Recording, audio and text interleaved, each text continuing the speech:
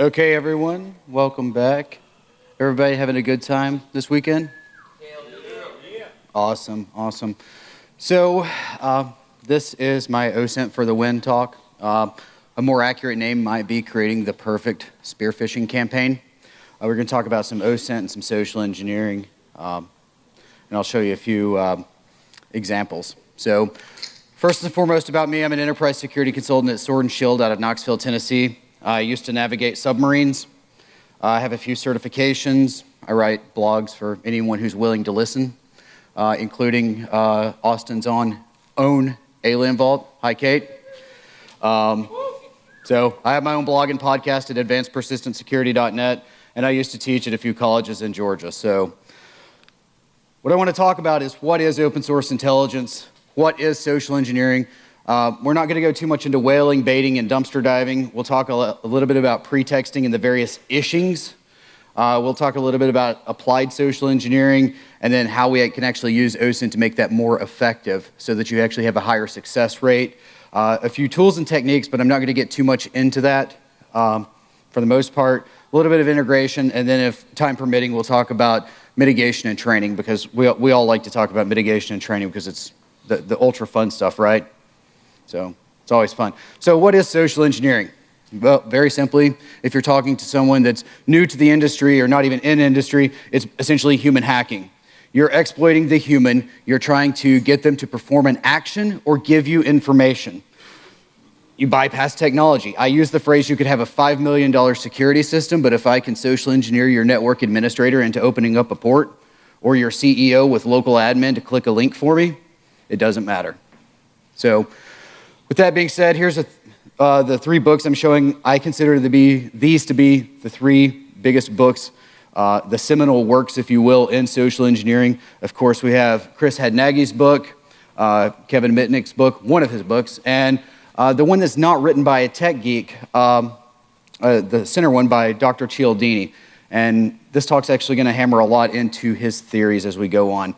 So having mentioned three of these people, at your top left, we have Kevin Mitnick. Top right, we have Dr. Robert Cialdini. Bottom right, we have Christopher Hadnagy. And then Frank Abagnale at the bottom left of Catch Me If You Can fame, among other reasons. So with that being said, here are your examples. You've got your phishing and your spear phishing, which is, in essence, emails or targeted emails trying to get someone to download or click. Whaling is doing the same thing for the big fish, the executives. You've got your vishing, which is your voice phishing, smishing, SMS, text message, baiting, which, even though I'm not going to cover it in this talk, my favorite idea with baiting is getting a bunch of red thumb drives and attaching stickers to them that say terminations. You could put whatever you want on it, they're going to click it because everybody wants to know. Pretexting, which is why I have Daniel DayLewis up here. I didn't know that he didn't bathe for 3 months while doing The Crucible, but he is a method actor. So he gets into his character. And because in the era that The Crucible takes place, they didn't really bathe that often, he followed along. I lived in the Richmond area when he was actually filming Lincoln, and I remember restaurants and shops in the area that they were filming would actually put stickers in the window if they had a Lincoln sighting because he walked around dressed as Abraham Lincoln all the time. Of course, you've got dumpster diving and tailgating as well, and this isn't really going to talk about that much. So back to Dr. Cialdini. You've got 6 principles of persuasion. This is how you're going to influence the target or the victim into doing what you're trying to get them to do.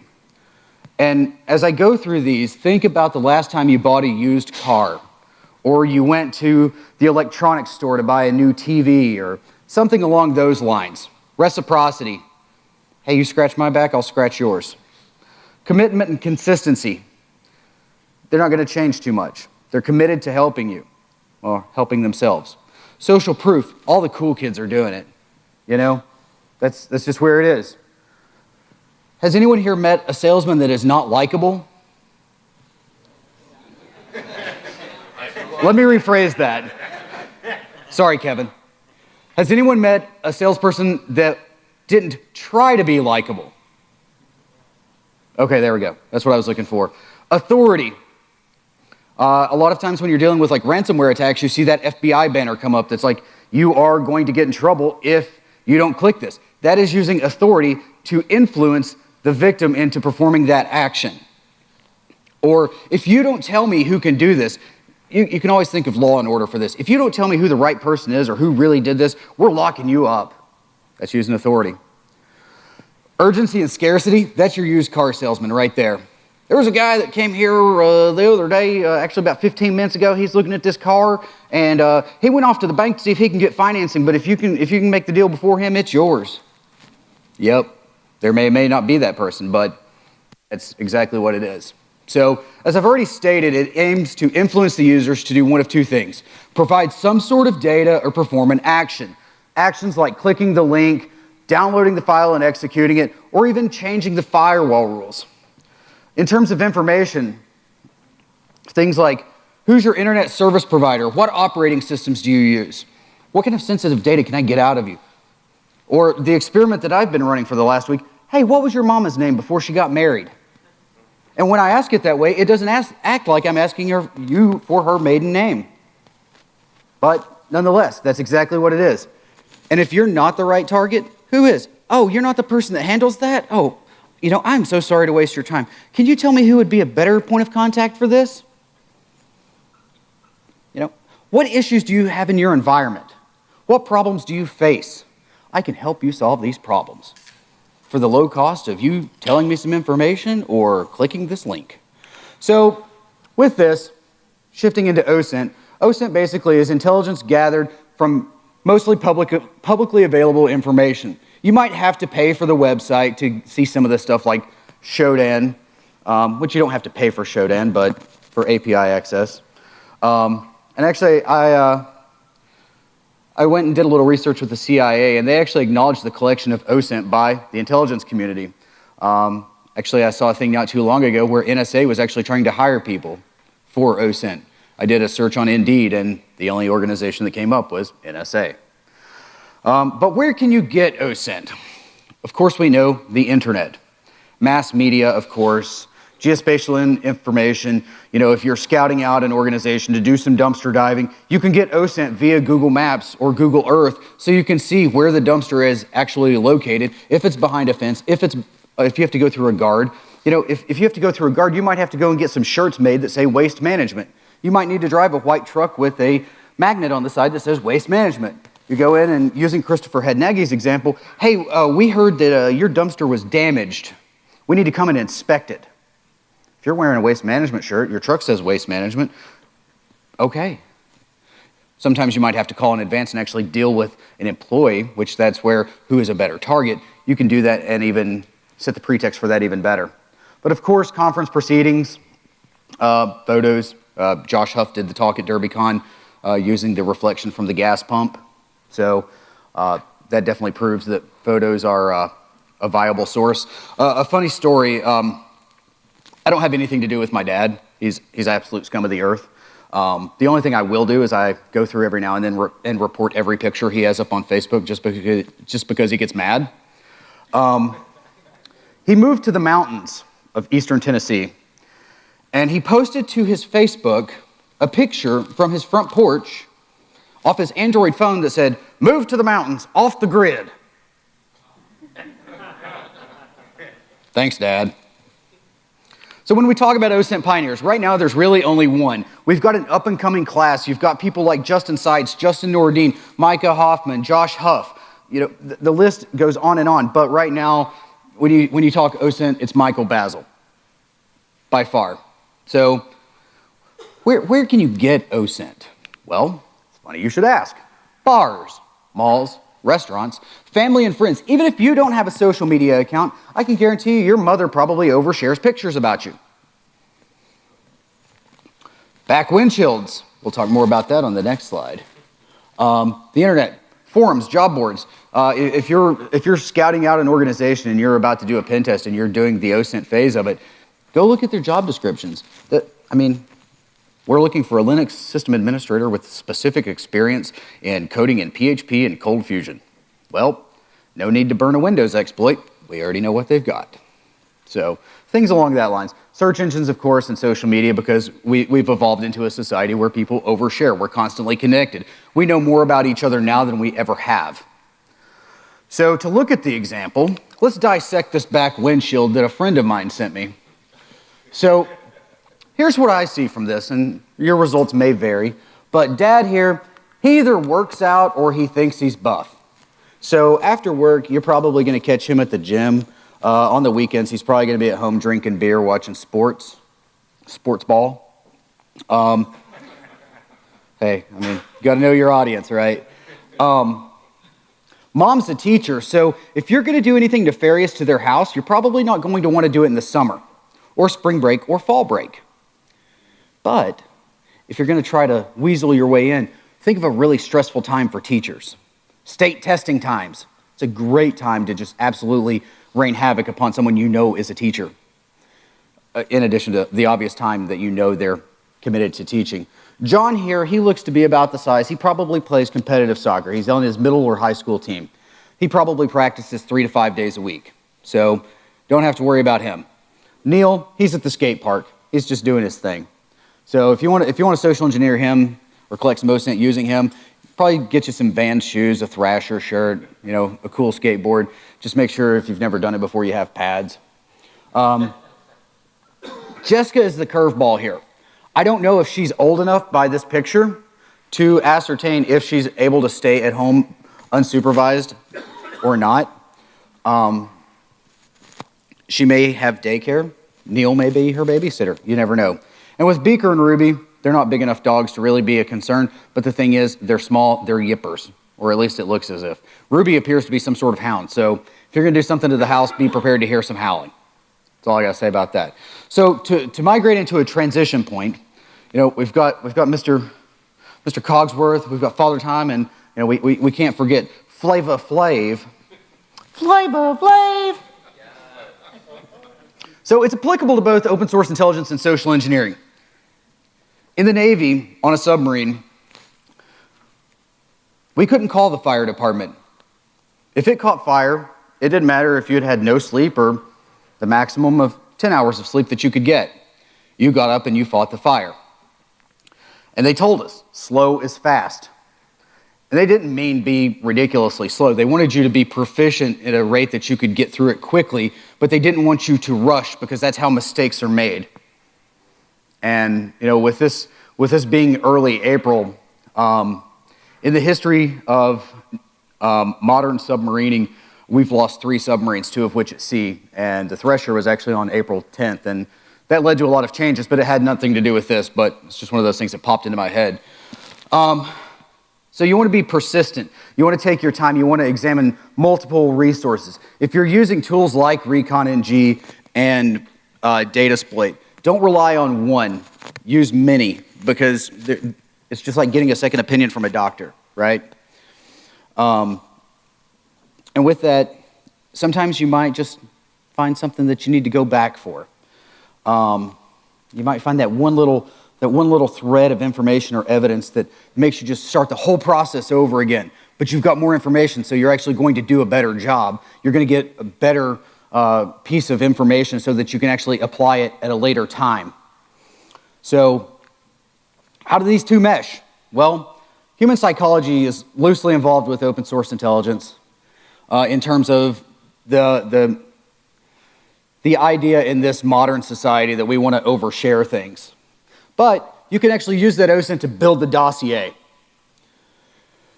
I was involved with an engagement, and I had a targets list. I went immediately to Facebook. I should have went to LinkedIn first, but more on that later. And of the 2 targets that I identified, one was a single father. He had some baby mama issues. And then the other had been married. She got married September 5th. It was an outdoor wedding. I don't recall her photographer's name, but if you go to her page, you can find it. Her husband was a huge Tennessee Titans fan. They were playing the Colts the next weekend. And she didn't have any children, but she had nieces, and it was easy to find out what her nickname was. She didn't answer the phone, so I don't know how that would have turned out. I think it would have probably been pretty bad. The single dad, when we called him, there was a woman on the phone, so I actually didn't do the call. I just helped orchestrate it. And basically, we put the sound of a baby crying in the background, another Christopher had Nagy trick, and the sound of Walmart in the background. We had searched on Facebook and found the name of a customer. Hi, my name is Jane Doe. My card is saying I'm having problems. I'm at Walmart. I really need to get this unlocked. Can you help me? We go through. We run this guy for about 45 minutes. He's almost in tears because we've really got to hurry because, you know, the woman on the phone, her baby, it's a newborn. He's crying right in her ear because every few minutes I would turn the volume up a little bit more just to make it that much worse. He was nearly in tears, but he stuck to his guns, so good on him. Because that wasn't a success, we decided that we were going to spoof Legal's number and call the CFO. We didn't know he was the CFO when we called. With that one, hello. Yeah, this is so-and-so with Legal. How you doing today? I'm good. Well, I really hate to bother you, but this boy I go to church with, he's trying to get him an internship at the FBI. You know, he's a real smart boy. He's in his sophomore year of school. You know, because this is Tennessee, and that's actually how I talked before I joined the Navy, and actually part of the time in the Navy. But anyway, you know, he's trying to write this report so he can get accepted. And, you know, he's called BB&T, he's called SunTrust, he's called Fifth Third. They've all just told him to kick rocks or ignored him. And he's trying to get this information, and it's about the financial impact of what happens when a bank gets robbed. We knew via OSINT that this financial institution had been robbed a few months prior. Is there any way you can help him? I mean, I really hate to call you out of the blue, but can you help him, please? Well, yes, I can. Oh, that is so good. Yeah, I knew you could come through and help us. What email address do we need to have him send it to? Blah, blah, blah, blah, at blah, blah, blah, blah, blah. Okay, thank you. I'll let him know and he'll get it to you as quickly as possible. Click. I set a timer on my phone for 7 minutes and some change. I already had the email crafted. I send it to him. We see that he clicks the link not once, not twice, not 3 times, but 15 times. The link had nothing on it. It was a proof of concept link. We weren't even trying to do anything dirty at this point. Then we see 5 more links from, presumably, his cell phone. A few minutes later, an email comes into this nice little email account that says, hey there, buddy, that link don't work. Can you send it to me as a file? So, absolutely. Here you go. Here it is in Word format. Don't even worry about that it says .docm. It is completely benign. He opens it. It still looks fuzzy. He closes it. He thinks his computer's messing up, so he tries to open it again. As he says, his malware protection stopped it. He emails back and says, hey, buddy, that file don't work. Do you have, I can fill this out in a spreadsheet form if you got that. Well, yes, I do. Don't worry. All Excel files end in .exe. It's all good. The rest is history. We know what happens from there. So I'm going to introduce you to something very momentarily. Everybody knows what the Pew Pew map is, right? You're all familiar with the Pew Pew map?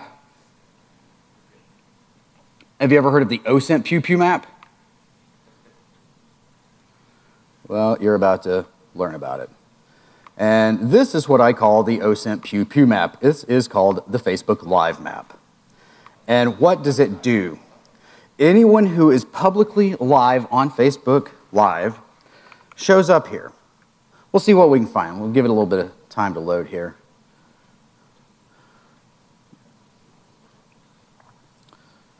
And Google Maps, you can already see that it's open. So, here we go.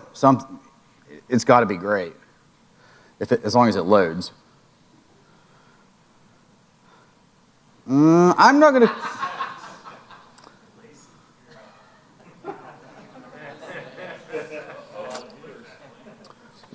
As much as I want to click that one, nope. So what do we see here? All right, it's Facebook Live. We don't even care about what she's talking about. I'm not even going to press play. I don't even care. What you're looking at right here is the video ID at the very end of this, right? Right about here. Let me scrape that little doohickey here. And then, of course, Hello, Mr. Basil. It's been a long time. So you go here, you go to his Facebook tools. You know, he's got a little bit of everything for everybody. It's like one-stop shopping. But down here at the bottom, you have this very obscure video data. You hit all. And assuming it loads, which it appears as if I'm connected to the internet, there it is. So you have all this data, right? So we'll just do a pretty little happy Control F through here, and oh, here we go. Here is a latitude and a longitude. What could go wrong?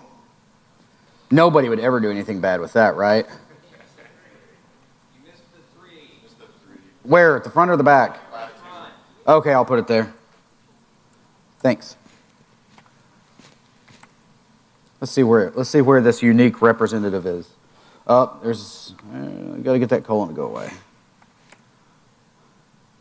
Got to do a whole different level of colon cleansing there, right?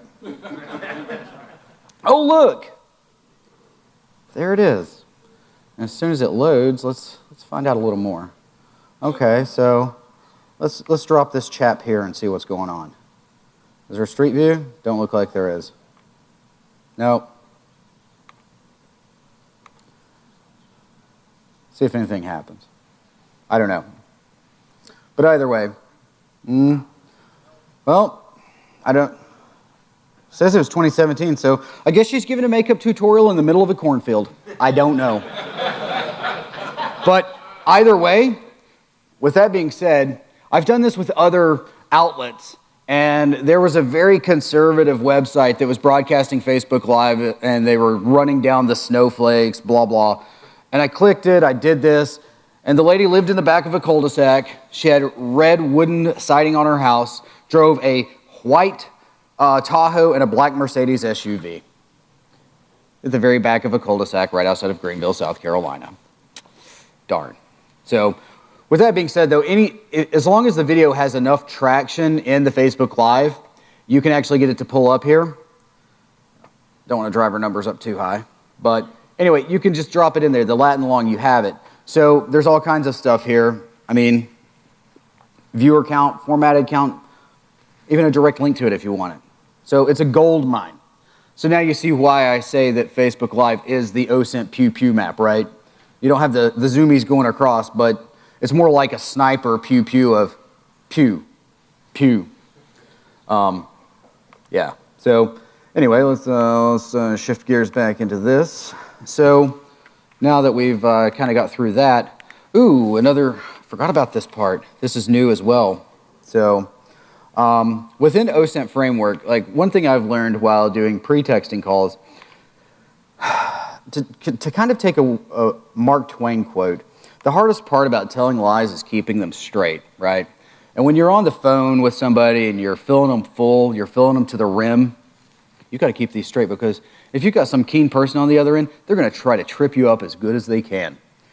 You need to keep your lies straight. So how do you do that? Well, very simple.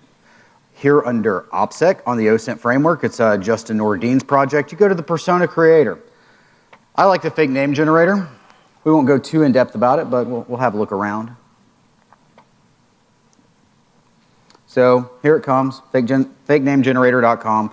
Okay, you want to have someone in the United States that has an American name. We'll give them 75 or 72% female, and we'll say 48 to 85. And you click it, and oh, here we go. There's somebody. Maybe I'll run into her at Circle City Con. Maybe. I don't know how valid this information is, but at least it's something to have in front of you. So if you're getting questioned, you can say, oh yeah, my mother's maiden name is this. I'm a Sagittarius. There's my email address. Actually, I do like using the passwords out of that. I'll just add a few characters to them to actually make them a little bit more secure. But honestly, she's a network admin. She might be right up the alley. That way you don't have to worry about dropping your tech lingo. But anyway, I don't know about reuse, but you just keep clicking through until you get one you want. So when I was doing the pre-texting engagement I was talking about before, I had to keep clicking until I got someone from Tennessee or Kentucky. Once I got it, we were off to the races. I created the email account in that name, everything. So it worked really well. And it's really easy, like I said, to keep your lies straight, and that's really the hardest part of pretexting. So, but OSINT framework, it's a really good tool. You can spend days on this just clicking through, learning how things work. It actually also links to Michael Basil's site. So there's that. With OSINT, how are you doing it, right? What do you start with? A business name, an organization, a person, place, or thing, really, right? If you want to go like elementary and middle school age. An email address, a phone number, metadata, like from a photo. Always think about the surveys that people are harassing you in the store to complete for that Amazon gift card that no one's probably going to win. Yeah, think about the questions some of those ask. Like, what was your mama's name before she got married? Oh, okay. Where'd you go to school? My first car was a Ford. What was yours? All that stuff. And I only know of one salesperson in here, so he already knows that I don't mean to offend when I say this, but OSINT is the core of marketing, and it feeds directly into sales. So if you want to think of this from a business perspective, OSINT is the marketing, social engineering is the sales. There's a little bit of social engineering in marketing as well, but not much. Not as much, rather. But think about it. The Walmart savings catcher. Do you think Walmart's really out looking to save you money in places you didn't expect? No, I didn't think so either. That right there is to find out your shopping habits. Has everyone heard the story about how Target outed that 16-year-old girl as being pregnant before she knew it? Yeah, so long story short, she had a rewards card, and based on their big data, they were running analytics against her purchases, and they discovered, based on the changes in her purchasing habits, that she was statistically pregnant. So they started sending her, and I'll explain statistically pregnant in a moment. They determined she was statistically pregnant, so they started sending her stuff for diapers, baby food, cribs, I guess, I don't know. And what I mean by statistically pregnant is using statistic methods like cluster analysis. You can take someone, in this case, that you know is pregnant and someone you know is not pregnant, and compare statistical data points against that to determine who is statistically true or false. So in this case, it would be statistically pregnant or statistically not pregnant. Do not substitute that for medical advice. So with that information, you have that single piece. It can actually tie you to things like password dumps. Anyone in here not on haveibeenpwned.com? You've never used Yahoo? Oh. No, I don't know of anyone that's intentionally on it. So, okay. Social media is there. Email accounts, of course, public records. That's why Michael Basil's a huge fan of buying his home and his cars under LLCs, registering his cars in LLC, so that way he can avoid his name being associated with it. The news, blogs, websites. Even if I wanted to hide, I couldn't, because I'm standing in front of you today. My name is on the internet forever. Forever. But anyway, friends on social media. So, is this once and done? Nope. Several rounds may be required. As I said, you find something interesting at the end, you start back, you refine your data, you get more data, you get better data. So, we'll skip the reiteration here in the essence of time. So, we gather OSINT on the target, and how do we apply it? We apply it to creating the phishing, in this case even spear phishing campaign for the person. If you're going to call them up, do some pretexting via vishing, you do it. You want to build some impersonation. You know what's going to make them tick. It's just like that female in the engagement. Had she answered the phone, I could already tell you more than likely where she was at. She was probably at lunch at Chick-fil-A. Every Tuesday she checked in there for lunch. But anyway, these are all things that you know that it's like, okay, well, they're a sports fan, so let's do it this way. Or they really hate Alabama football. That's me. Let's send them something about how terrible they are. Or let's send them a video of like a porta potty falling on Lane Kiffin. That's a good idea.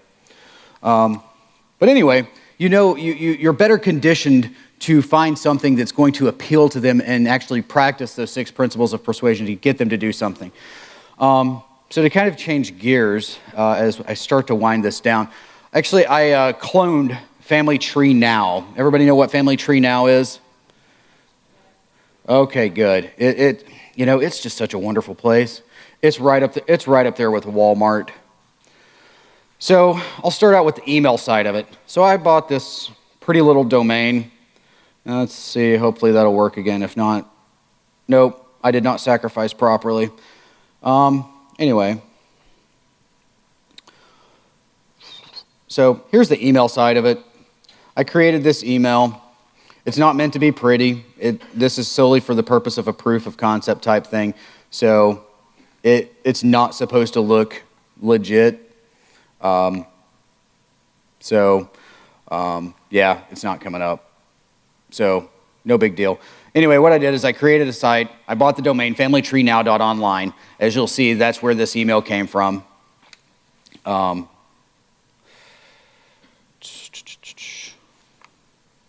Right there, Family Tree Now support at familytreenow.online. Send it. And in this case, because you're sending something from a genealogy website, they're already preconditioned to expect to provide sensitive information. Part of your ancestry is, what is your mother's maiden name? So obviously not being able to show it to you is a lot more difficult, but what I did is I actually created fields asking for this type of information. All the standard name, address, phone number, last four of your social, mother's maiden name, mother's current name, father's name, the school you went to, and as opposed to dumping it in a database, I just put it in the GET request and it stores it in my Apache log. So I can pull it out there and it's like, oh, okay, thanks for coming. And with it, here you have the opt-out portion of it. With that, the reason it's in there is to discourage people from actually clicking links in emails, period, because one of my favorite phishing schemes is to send something blatantly fishy with a giant unsubscribe or report this as spam button. Let it do your dirty work. Opting out of this will do the dirty work. And if you would have actually been able to see it, it was actually a Rickroll video, so, you can thank me later. But basically it explained, hey, this could have been all these different scenarios, including more phishing, malware, et cetera, cross-site scripting, blah, blah, blah. So you've got all that stuff going on. Let's go back to the talk since that part didn't work out. I knew I should have sacrificed more to the demo gods today. So, mitigations. There are technical mitigations, but as with everything, whether this is your first foray into information security or you're nearing retirement or even beyond retirement, there is no such thing as absolutes. So with this, you've got tools like Proofpoint. What that's going to do is it's going to tell your organization, hey, this is an external email. So even if it says it's from your CEO, it's external. Malware protection, that'll do a little bit. Some IDS signatures, to some degree, user behavior analysis, that'll do a little bit. Nothing is going to be complete nothing's going to be 100%. So honestly, the best technical mitigation, run the open source intelligence and social engineering campaigns against your employees. My recommendation is if you're going to do it, you can run the social engineering campaigns against your employees without violating their trust. You can do it and they won't hate you forever. You need to pay somebody to do the open source intelligence. Understanding, yes, I am an employee of Sword and Shield. If you want to pay us to do it, great. If you want to pay somebody else like Rapid7, like Black Hills, and Guardians, whoever, sorry if I missed anybody, I know I did, pay somebody else to do it. Don't betray your employees' trust. You have to have that as a security professional because that leads into the culture, which we'll talk about in the next slide. But then, you've got your administrative mitigations as well. Things like your acceptable use policy, your awareness program. Everybody wants to crap all over those. And yeah, some of them are garbage. The once and done. Annual training, no. I'm a fan of at least quarterly training. Monthly is even better. Do it via brown bag. Send a paragraph a week via email. Incentivize things. We'll get to that, though. Have your standards of conduct. Train your people. You cannot expect them to know what to do if you don't train them, right? By some measures, insider threat is actually a form of social engineering. You have your active insider threat, which is someone who's known They know what they're doing. They're doing it out of malice. You have your passive insider threat, which that's just an untrained employee that really is posing a threat to your organization from the inside. Have the recurring training. It's easier to digest. It's in the forefront of the mind. They're going to start to apply it at home. You know, one of the themes I've seen through the talks today and even yesterday was, get your employees engaged. Let them take what you teach them home. Let them digest it and bring it back. Because if you get that culture of security at work, they're going to take it home. They're going to make themselves more secure at home. And then they're going to come back to work even more secure as well. So it's almost win-win. You need management commitment from the CEO to the janitor. How many times have you heard, oh, we need to do this, but you see senior management's not doing it? If they're not doing it, why should you care about it, right? They're responsible for the company and they're not doing it, so why should you? So you have to have management commitment. If you don't have it, you're dead in the water. But you need to have role-based training, HR, accounting, contracting, of course, management, executives, technical. They all face different problems. It's perfectly reasonable to expect someone from HR to open an attachment that came to them via email. That could be their next rock star's resume. If it's accounting, that might be a purchase order. That could be a multi-million-dollar contract. Or it could be a family tree. But either way, so with that, to hit the final training rant, this, if you take nothing else out of the training portion, here's what you need to take. Remain non-punitive. If you punish your employees for self-reporting, they're going to stop reporting.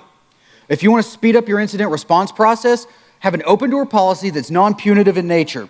If you have it to where your people trust you to actually say, you know what, I understand you're human, you made a mistake, you're going to have to suffer through a little bit of training, but your job's not in danger, you'll be fine, it's okay.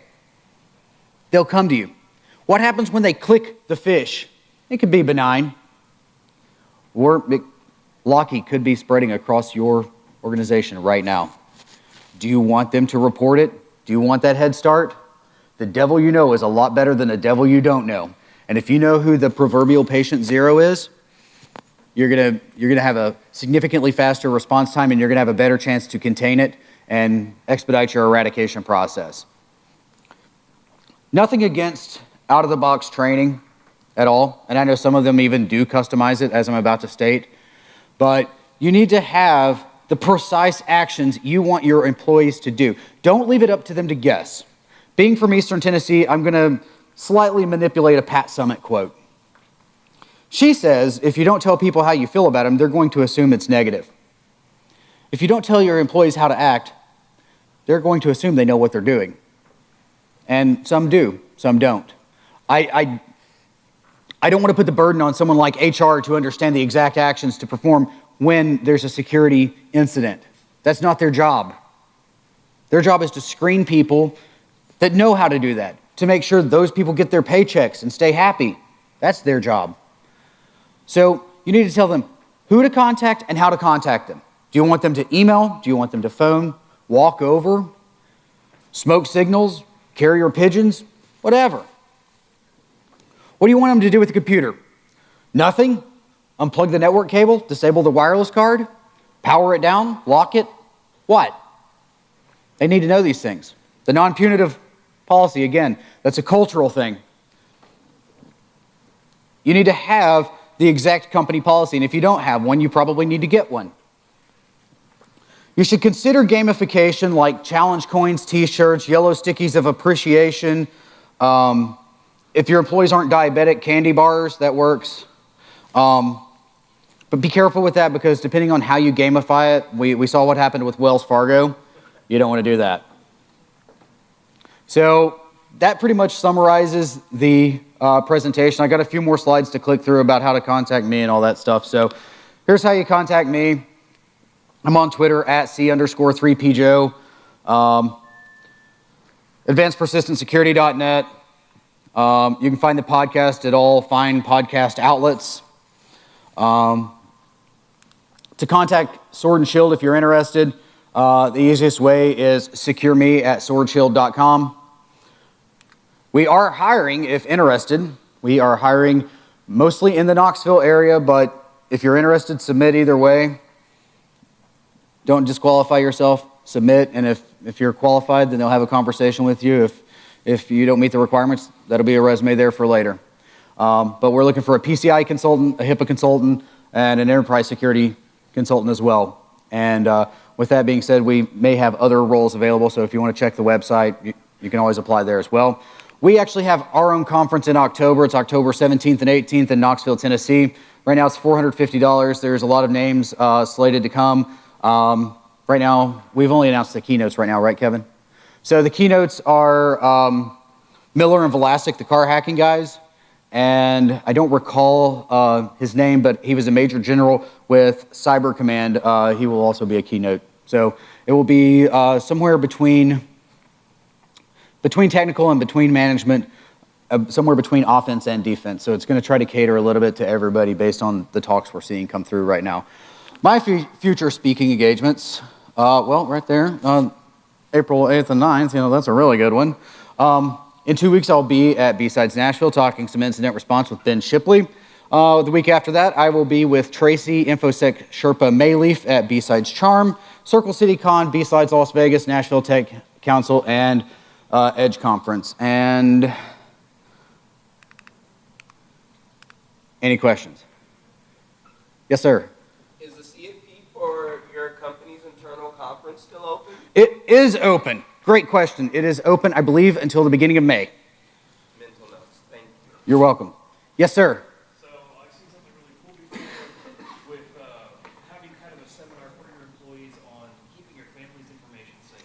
Absolutely. It wasn't so much teaching your employees what to do, but teaching them how to operate like this at home. What's your thought on that as far as an actual impact in the corporate environment? Well, let's think back to the 6 principles of persuasion. Your question is that you've seen some organizations do family safety courses, family cyber safety, take a drink if you'd like, courses to work on the culture of security, right? Yeah. So with that, if you think to the 6 principles of persuasion, that actually plays directly into it. That's a commitment and consistency type thing, or that's how I would see it at least. Maybe to some degree social proof. But basically, you're teaching them without teaching them. You're teaching them the concepts without it being the brick and mortar. So, and anytime you're teaching somebody how to protect their kids, they're going to be, pretty open to hearing that. So, When they're thinking about their kids, they're probably going to think more about what they're doing at work as well. I don't have a brutal bone in my body to hurt anyone, but if someone were to hurt my 4-year-old niece, I would make my own Lucille. I would become Joe Negan. So, yeah, no, that's exactly true. Any other questions? Can't see for the light. No? All right, thank you very much.